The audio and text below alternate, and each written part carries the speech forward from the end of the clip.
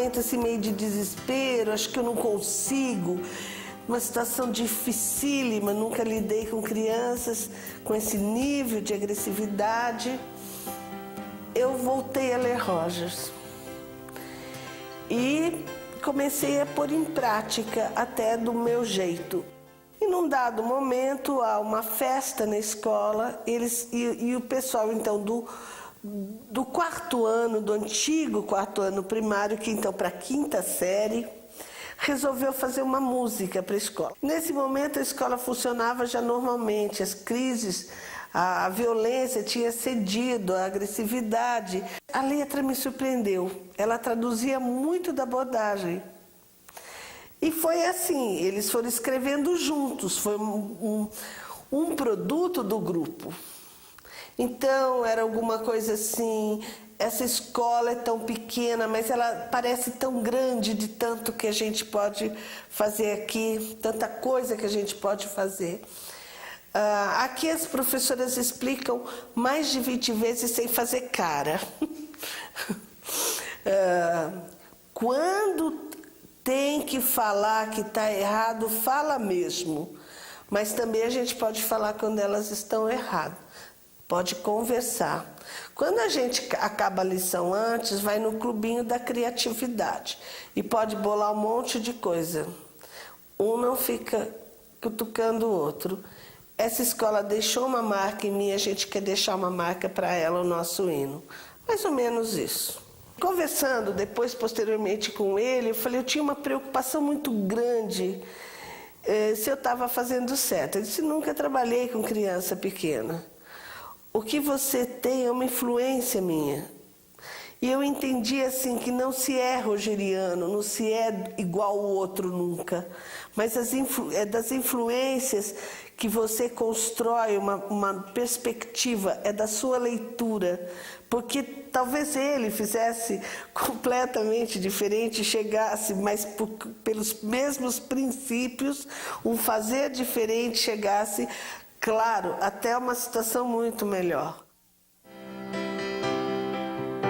Carl Hansen Rogers nasceu em Oak Park, Illinois, em 1902. Faleceu em La Jolla, na Califórnia, em 1987.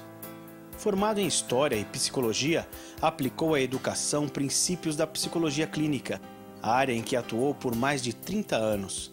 Um desses princípios é a chamada terapia centrada no cliente, utilizando técnicas de reformulação e clarificação dos sentimentos, buscando uma atitude de maior aceitação dos sentimentos do cliente por parte do terapeuta.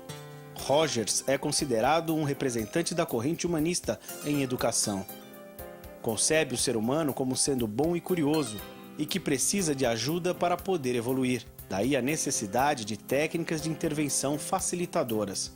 No Brasil, suas ideias se difundiram na década de 70, em confronto direto com as ideias comportamentalistas de Skinner. É nessa década que Rogers dirige sua atenção de maneira prioritária à educação, propondo uma pedagogia experiencial, centrada no aluno. Acredita que os alunos aprendem melhor, são mais criativos e mais capazes de solucionar problemas quando os professores proporcionam o clima humano e de facilitação. Para o Rogers, a liberdade em sala de aula é justamente a possibilidade do aluno descobrir a aprendizagem e poder refletir para o professor o que ele está sentindo para encontrar novos caminhos. Ou seja, a aula deixa de ser padronizada, idêntica para todo mundo. Há uma entrada do aluno nela, uma participação ativa, real, onde a liberdade dele está se expressando na vontade de aprender, ou dirigindo a própria aprendizagem. Os insights, os grandes momentos de descoberta, ele não guarda para si.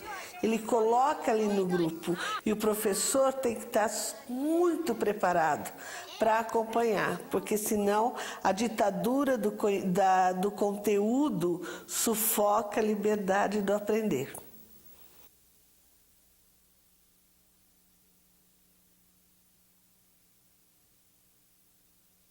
Professor, para ele trabalhar nessa abordagem, ele precisa desenvolver uma escuta sensível. sensível ao aluno, ao sentido da pergunta do aluno.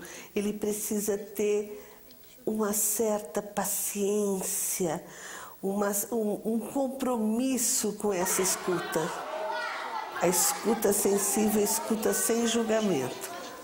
É a escuta capaz até, se for um caso de uma brincadeira, de uma falta de atenção, colocar o limite, mas primeiro ouvir. Isso é extremamente importante. Essa escuta que vai se fazendo sensível ao ato de aprender e ao significado que essa aprendizagem vai ter na construção dessa pessoa.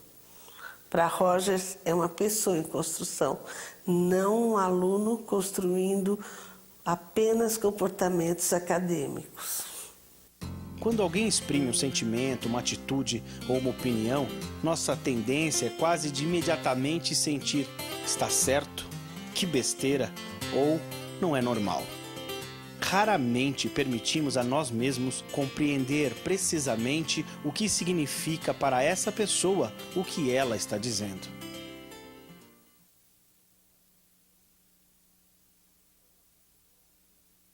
A questão da pessoa é fundamental nessa abordagem. A pessoa é inacabada. Se o crescimento físico para num determinado momento, o desenvolvimento da pessoa não para nunca. Como é uma garagem, nós vamos ter que dar uma paradinha, olhar para ver se não vem carro. Se não vier carro, nós podemos passar, tá bom? Estão olhando a luzinha? Então vamos lá. Parece que tá mais quente, não tá, Maria? Então não tem fim aprender a ser pessoa. Está aberta às transformações, a tudo o que está acontecendo ao redor e no interior de si mesmo. E isso precisa ser trabalhado na escola, porque senão você vai lutar para se defender contra as coisas que vão aparecendo, as drogas, as brigas, a violência. De novo, a questão de trabalhar somente os conteúdos, mais os conteúdos, comportamento acadêmico, como se pudesse dividir. Há um aluno e não há uma pessoa. A escola recebe uma pessoa inteira, com todas as suas nuances e as suas dimensões. E não recebe um aluno.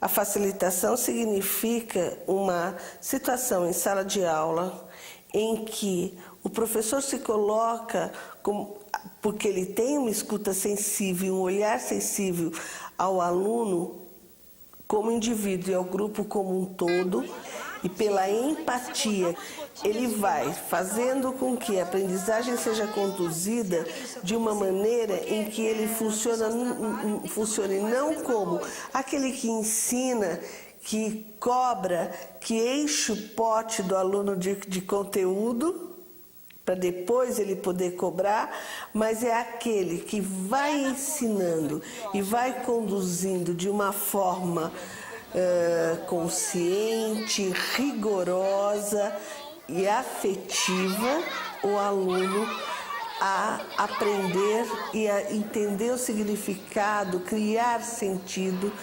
buscar sentido para aquilo que é novo para ele, fazendo uma corrente onde os aprendizados vão formando um conteúdo completo no interior de cada um para o significado da própria vida. A facilitação parece uma coisa muito difícil. Quando a gente fala com professores, fica sempre essa questão. São muitas pessoas, são muitos alunos. E eu tive uma experiência diretamente com Rogers na Universidade de San Diego, em 1980. Marcante. Eu tive um problema cirúrgico no dente, na gengiva.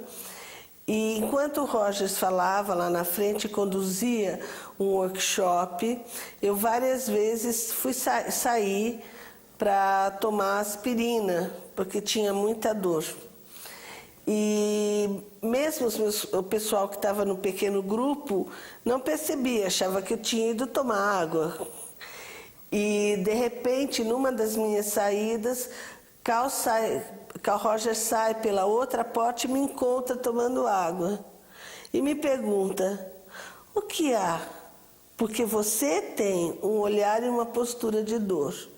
Eu era praticamente uma estranha num grupo de 80. E dali da frente, ele pôde distinguir a dor que devia estar visível em todos os gestos, né? E eu estava de aluna super aplicada ali, tentando aproveitar ao máximo aquela situação.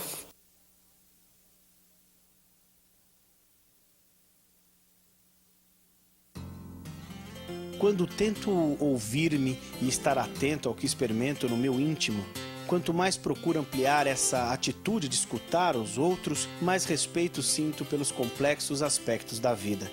Sinto-me muito mais feliz simplesmente por ser eu mesmo e deixar os outros serem eles mesmos.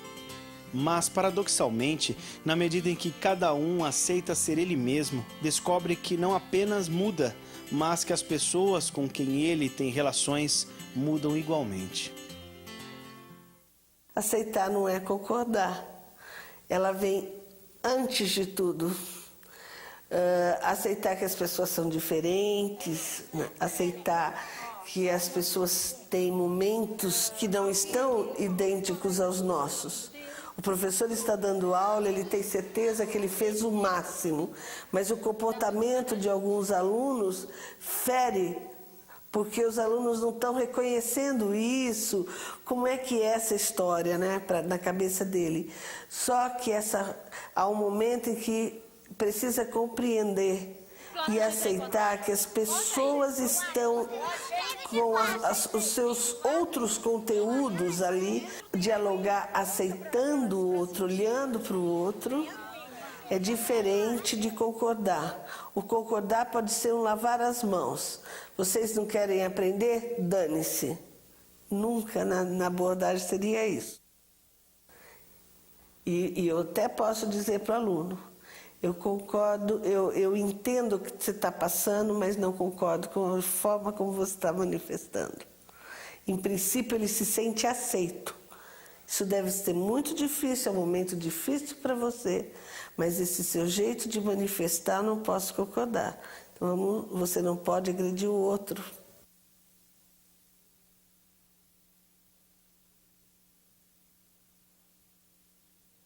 Eu concordo que a profissão fique cada vez mais interessante e mais cheia de vida, porque, em princípio, está se professando a fé no ato de aprender do outro. O grande problema é que o professor precisa se preparar para um outro paradigma. Não do que o conteúdo é tudo. Algumas pessoas aprendem ouvindo, outras pessoas precisam conversar para aprender, precisam entender, discutir. Outros rabiscam. Enfim, são inúmeras formas de aprender que estão ali naquela sala com um monte de gente. A dificuldade do professor é muitas vezes querer passar o conteúdo de um jeito só. E eu estou usando uma fala comum, passar o conteúdo. Esse conteúdo não é para ser absorvido tal como foi passado, é para ele ter um sentido, porque senão não vale a pena estar lá, nem para o professor, nem para o aluno. Eu acho que na medida em que o professor perde o medo de errar, ele perde o medo de não saber responder o que o aluno perguntou, ele é real e verdadeiro naquele momento, ele garante um respeito, se respeita também e simplesmente a profissão ganha mais força. É essa questão que permeia essa construção do humano, até porque o aluno também vai compreender o que é aprender, que o professor está em situação de aprendizagem.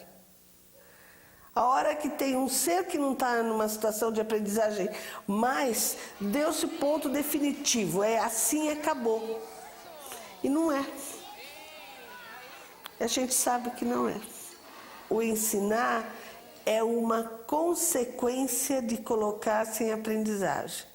Quem parou de aprender também parou de saber ensinar.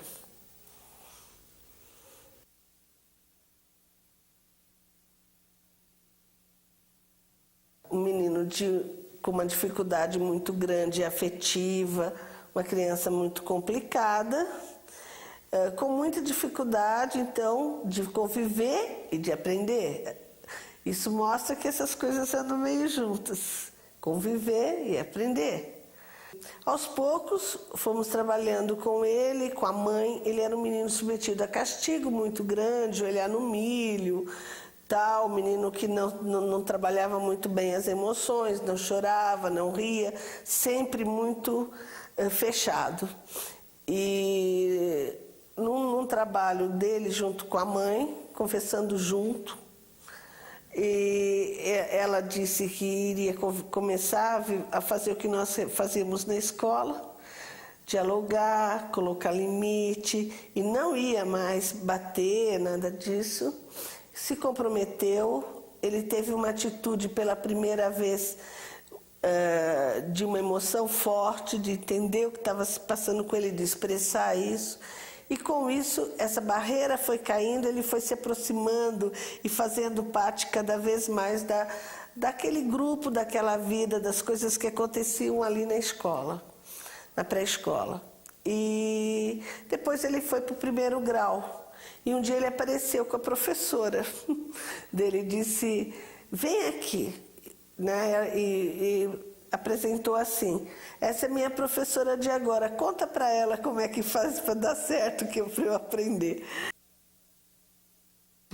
A experiência é, para mim, a suprema autoridade. Nenhuma ideia de qualquer outra pessoa, nenhuma das minhas próprias ideias, tem a autoridade de que se reveste a minha experiência. Sinto que o único aprendizado que influencia significativamente o comportamento é o aprendizado autodescoberto, autoapropriado. O poder pessoal é esse poder que você que é só seu, por isso é pessoal. É você se colocar no mundo e dizer, olha, eu estou aqui, eu preciso disso, eu quero isso. Não é um poder ditatorial, não é um poder hierárquico, não é poder atribuído pelo outro, dado. Ele é conquistado, ele é um direito até, ele é bom, é o poder do bem, é o poder da pessoa que é capaz de lutar para se construir, para se descobrir, para fazer alguma coisa por ela mesma, sem o exercício da violência. E aquele menino é um bom exemplo disso. Poder pessoal de aprender. Ele foi lutar por ele, da forma como ele viu os seus professores anteriores funcionando. O exercício do poder pessoal é extremamente importante, a construção desse poder pessoal, porque muitas vezes é tanto não, é tanto corte, é tanta punição em sala de aula, que ele só se manifesta na agressão e na violência, não na construção de um futuro.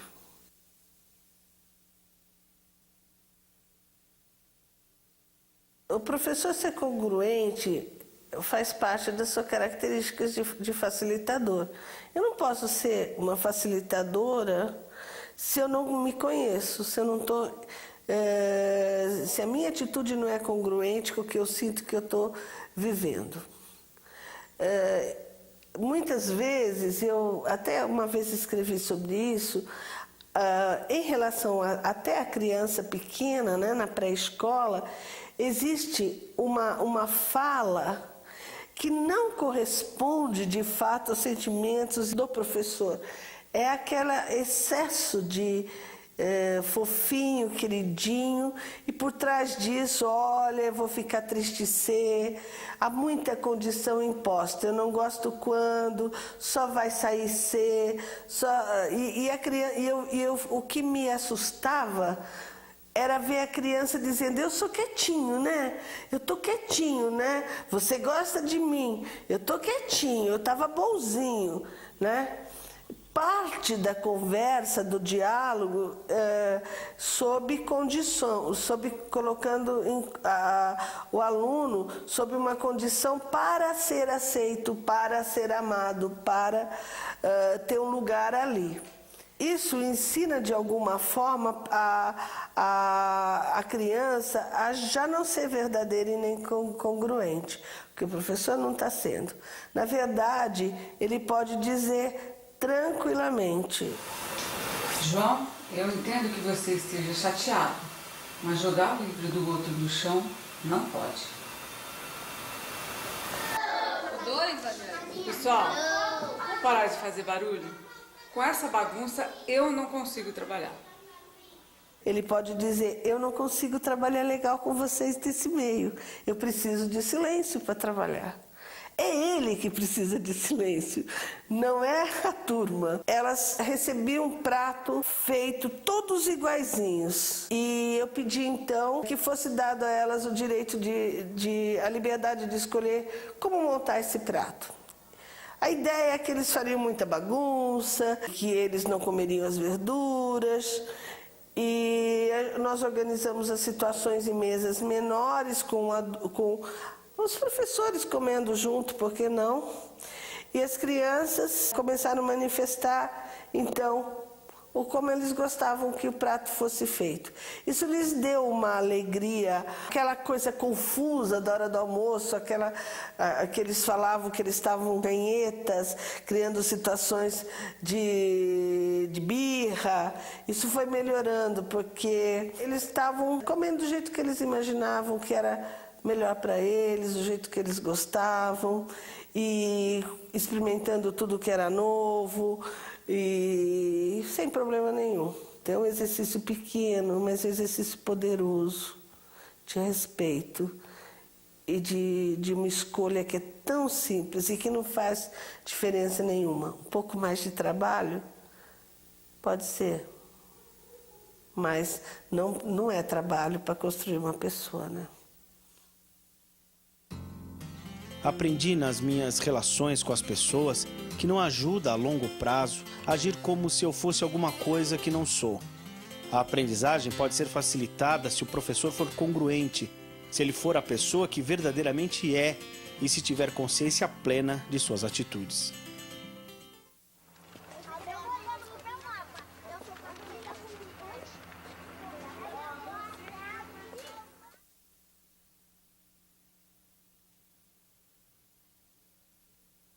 Inicialmente, o Rogers, como terapeuta, ele começou a discutir a partir então do indivíduo.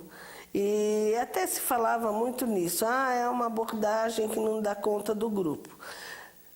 Depois não. Depois o Rogers começou a ser um precursor dos trabalhos em grupo, do pequeno grupo, do grupo grande, da comunidade. Eu fiquei um pouco mais de tempo do curso com ele para conversar sobre o meu trabalho, que era a minha dissertação de mestrado sobre pré-escola, uma influência de Carl Rogers, e ele chamou a atenção para essa coisa que ele ficava impressionado que na escola a escola não gerava uma comunidade do aprender.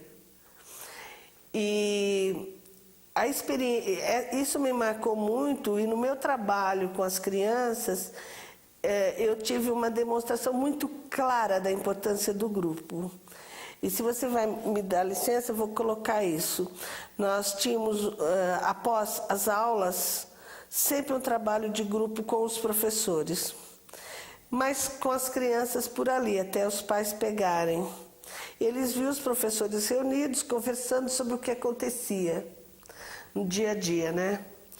E eles pediram uma vez à mesa para fazer uma reunião, que eles chamaram até de reunião. E foi uma coisa muito interessante, porque nos surpreendeu. Nós, imediatamente, tudo bem, e ficamos como eles por ali. Talvez do mesmo jeito, tão curiosos.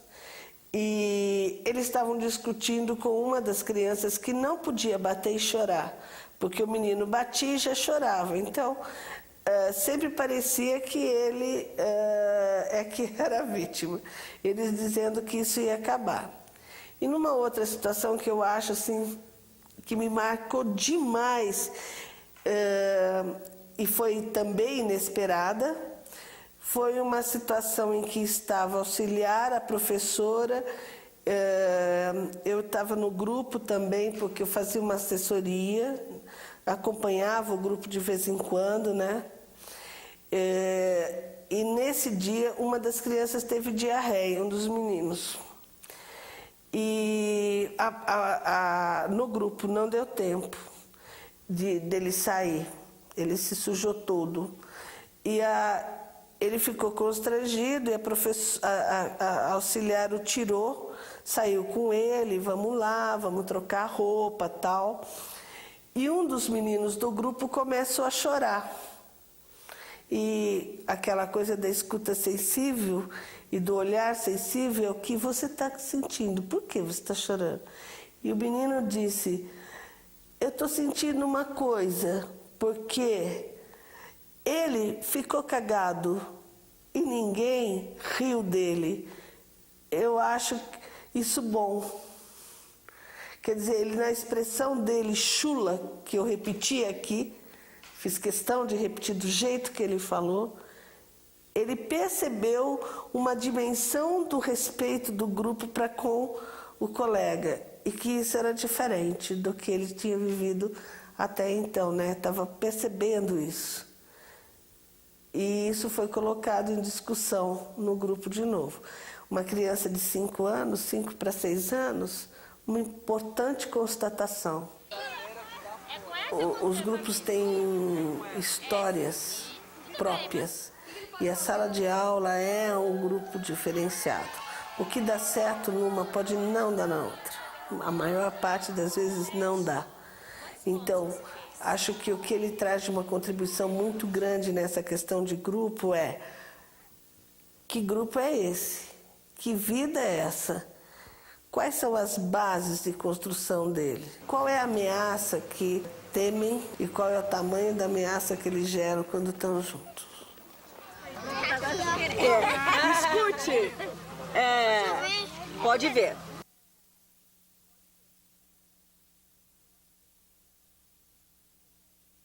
O limite não é podar a pessoa, impedir, mas é aquele momento em que há uma parada necessária.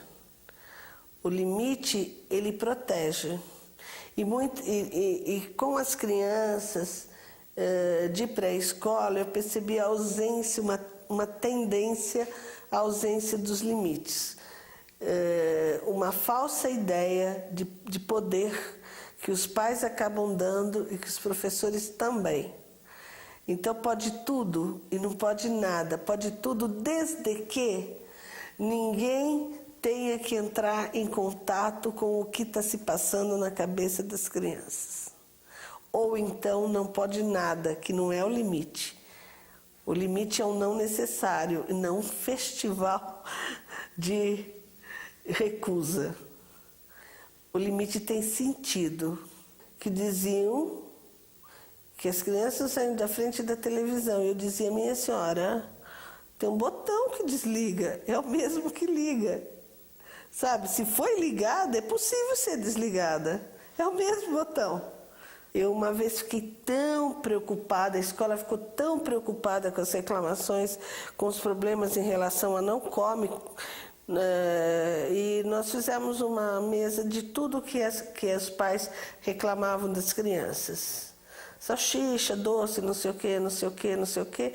Primeiro convidamos os pais a tomar um lanche e fizemos uma observação e depois pedimos que eles dissessem como eles comeram. A maior parte comeu desordenadamente. Comeu salsicha, depois comeu doce, não sei o quê, não sei o quê. Não obedeceu aquela ordem que eles queriam, né? Então, possivelmente, não havia uma coerência e uma consistência na fala deles dentro de casa.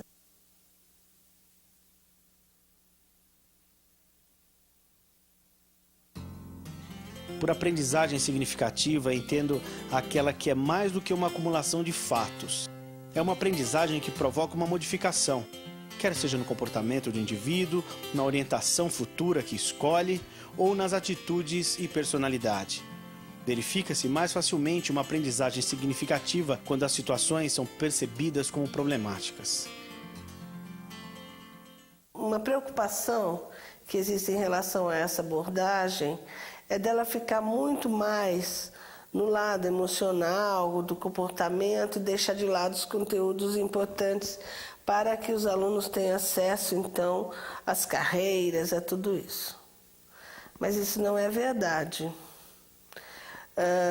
É uma condução de um processo de uma forma diferente que não diminui a importância do conteúdo, apenas não deixa que ele dite as normas. E se ele não tem significado, ele é esquecido. Às vezes os alunos dizem assim: você perguntou uma coisa do bimestre passado e daí eu errei. Ora, mas um bimestre já errou. É que ele quer saber se não vai cair a matéria do outro bimestre, que ele já devolveu, que a famosa educação bancária do Paulo Freire, ele já recebeu e já devolveu e já ficou vazio de novo, com vagas lembranças. Isso não é uma educação de qualidade. Uma educação de qualidade é levar a pessoa também a buscar, na sua liberdade de aprender, mais elementos para construir aquilo que está sendo discutido, que está em pauta. O indivíduo hoje, nunca se falou tanto que a sociedade muda rapidamente, não tem mais um lugar no futuro para ele pré-determinado.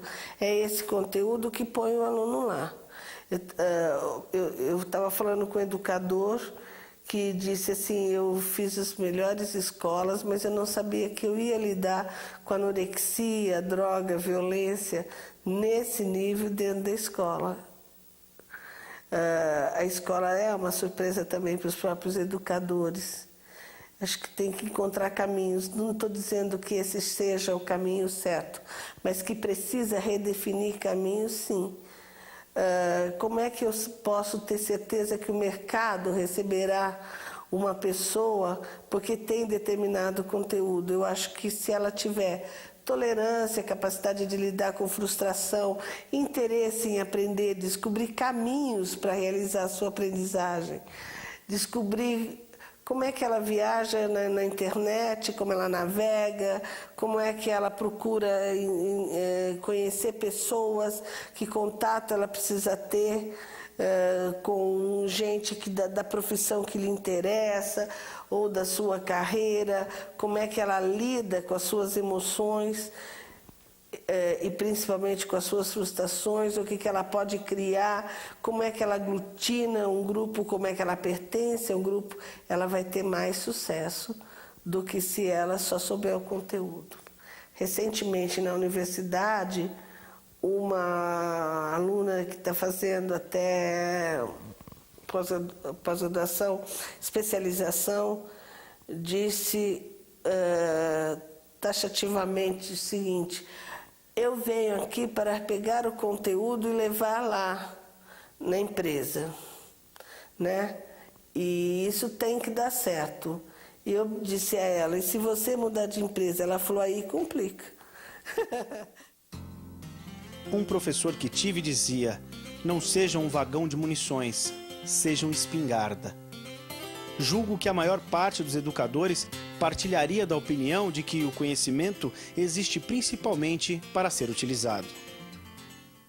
Quando eu saí de lá, de La Jolla, da Universidade de San Diego, ele me deu de presente um texto dele e disse: olha, é um livro que vai sair e está ainda com as minhas correções, a tinta, lápis aí, mas acho que vai ser útil para você nesse momento do que você está escrevendo.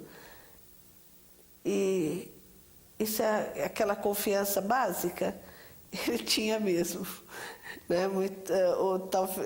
Muitos autores não fariam isso, não entregariam um estranho um livro não publicado, que é o jeito de ser dele.